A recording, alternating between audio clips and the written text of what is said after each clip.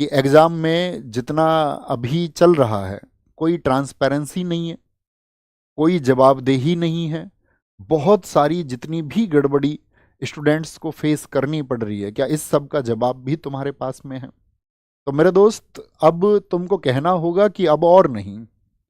और मैं ये कह सकता हूं कि इस बात को हमको हर किसी को बहुत आक्रोश से बोलना चाहिए, क्योंकि अब ऐसी स्थिति आ गई है कि जिस देश में मतलब टीचर्स को एक भगवान की दृष्टि से देखा जाता रहा है, तो उन टीचर्स को भी बार बार मजबूर कर देना कि उनके ऊपर भी प्रश्न चिन्ह लगाए जाएं। और वो किसकी वजह से प्रश्न चिन्ह लगते हैं? खराब व्यवस्था और सरकार की वजह से। सरकार की वजह से। तो एक अध्यापक सिर्फ बच्चों को पढ़ाने के लिए नहीं है, कोई भी एक अध्यापक उन बच्चों के अभिभावक की तरह है, जो सिर्फ उनको ये नहीं है कि किताबों का पाठ पढ़ाता है और वो किताबों का पाठ पढ़ाते रहने से बात बनेगी भी नहीं दोस्त। क्योंकि गड़बड़ी होती रहेंगी आप सबके सामने, क्योंकि ये एक ऐसा वक्त है कि शायद जिसमें हमको इतिहास लिखना होगा। एक उबाल तुम सब लोगों को अपने अंदर पैदा करना होगा और वो चीजें तुमको सपोर्ट करनी होंगी, हमेशा करनी होंगी, क्योंकि एक बोर्ड एसएससी आप सबके जीवन से लगातार खेलने का काम कर रहा है। आज इतने ज्यादा भ्रष्टाचार में वो फंस चुका है, इतनी ज्यादा लापरवाही हो चुकी है, और सारी गड़बड़ियां जो भी हैं वो तुम सबके सामने है कि कितना अन्याय बच्चों के सामने हो रहा है, बच्चों के साथ हो रहा है। बच्चा एग्जाम सेंटर पर यहाँ बैठा हुआ है, साइड में डीजे पे सॉन्ग चल रहे हैं। एक जगह तो सेंटर ऐसा बना दिया गया है, मुश्किल से 50 गज जगह होगी, उसके चारों तरफ कूड़े का ढेर है। आज ही सुबह आपका सिलेक्शन पोस्ट के एग्जाम में जो आपका गुड़गांव की एक लैब है, ठीक है, उसको मतलब एकदम से वहां पर पाया गया है कि वहां पर हैकिंग हो रही है। तो ये जो एडिक्विटी है, इसका सिस्टम ऐसा है कि जिसको बहुत आसानी से हैक कर लिया जा रहा है। दिल्ली में आपका पवन गंगा एक लैब है, उसको आज वहां पर हैकिंग पकड़ी गई है, ठीक है। उसको रेस्टिकेट करके नए 3 सेंटर्स बना रहे हैं। तो बच्चों क्या बेवकूफ समझ रहे हो? ऐसे किसी व्यक्ति के हाथ में जिम्मेदारी दे दोगे कि जिसका सिस्टम कोई भी हैक कर सकता है? तो क्या जो बच्चा वर्षों तक मेहनत कर रहा है, जो लगातार मेहनत कर रहा है, वो मेहनत इस बात के लिए कर रहा है कि उसकी मेहनत को कोई हैक कर ले? क्या इसलिए तुम सब मेहनत करते हो? तुम मुझे बताओ कि जो आपका किस कोई बच्चा अपना घंटे 2 घंटे या 3 घंटे की परीक्षा के लिए वो वर्ष 2 वर्ष और 3 वर्ष तैयारी कर रहा है, और उसको फिर बाद में पता चलता है कि यार जिस जो जो सिस्टम इसको ऑर्गेनाइज कर रहा है वो कोई ऑर्गेनाइज सिस्टम है ही नहीं, एक भ्रष्ट संस्था है। एडिक्विटी जो साथी आपका बैन हो चुकी पहले, उसी को तुम फिर से टेंडर दे दोगे, इस बात के लिए टेंडर दे दोगे कि भाई ये कम खर्चे में एग्जाम ऑर्गेनाइज करा लेगी। तो ऐसे तो कल को कोई एक बच्चा खड़ा हो जाएगा स्टूडेंट्स में से, कहेगा कि यार ये रोजगार मुझे ही दे दो तुम।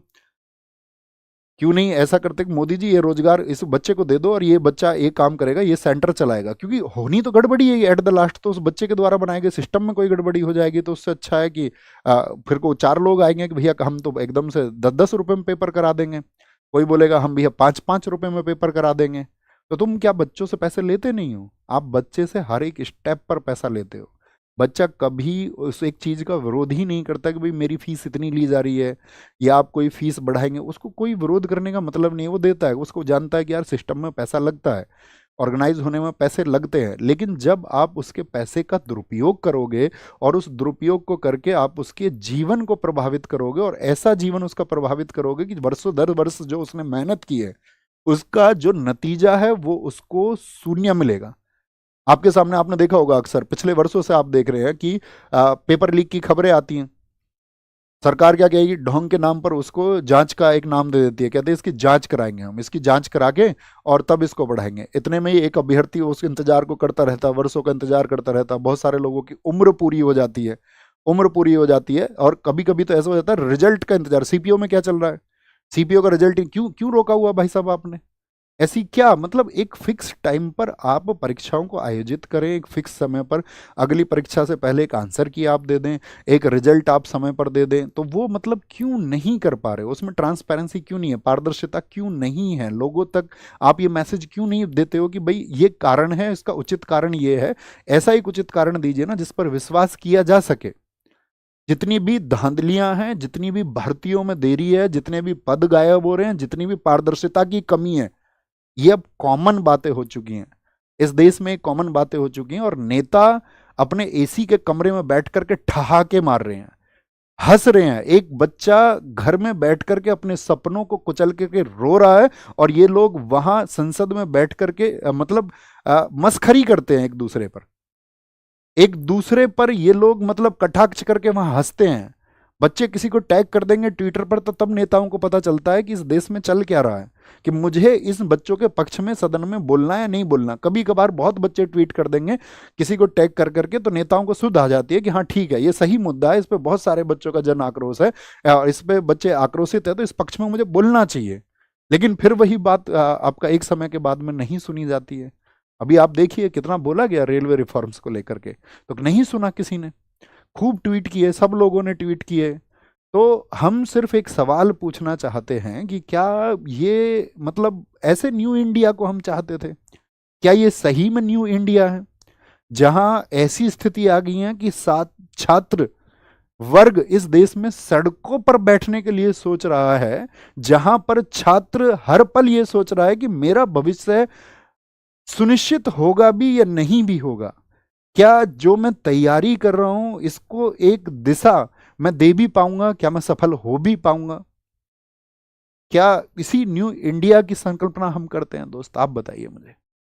क्योंकि आप परीक्षा नहीं ले रहे हैं सिर्फ, और परीक्षा लेके उसके बाद में जब बच्चा धांधली, हैकिंग, किसी भी फर्जी कोई भी एंट्री करा लेना, पैसे वाले बच्चों की, कहीं पर भी ये सुनने में आया, कहीं पर भी आपका किसी खराब व्यवस्था को आप लोगों ने जिम्मेदारी दे दी बिना किसी जांच पड़ताल के। क्या ये एक बच्चे के विश्वास का कत्ल नहीं है? जो विश्वास वो इस देश के प्रति रखता है, इस देश के उन सर्वे सर्वाओं के प्रति रखता है कि हाँ वो लोग हमारे लिए कुछ सोचेंगे, क्योंकि हम इस देश के बच्चे, हम सुनते आए कि जिस ओर जवानी चलती है उस ओर जमाना चलता है। लेकिन ये भारत क्यों नहीं चल रहा है उस जवानी के लिए? ये भारत के नेता क्यों नहीं तड़प रहे हैं उन जवानों के लिए कि ये वही लोग हैं जो कल सिस्टम में बैठेंगे, यही लोग हैं जो इस देश को सुधारने का काम करेंगे, और इनको एंटर कराने के लिए जो व्यवस्था है वो एकदम से भद्दी व्यवस्था है।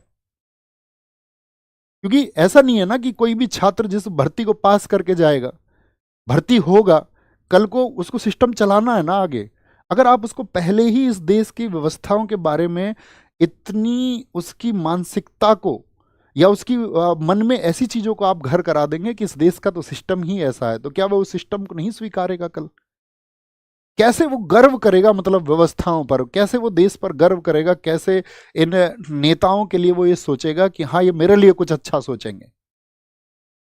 बच्चे को पढ़ाने के लिए उसके माँ बाप बहुत जगह पर मजदूरी कर रहे हैं, और बहुत जगह पर लोग अपनी जमीनों को बेच रहे हैं, अपने खेतों को बेच रहे हैं कि हाँ कल मेरा बच्चा कुछ अच्छा कर जाएगा और चीजें एकदम से सही पटरी पर आ जाएंगी।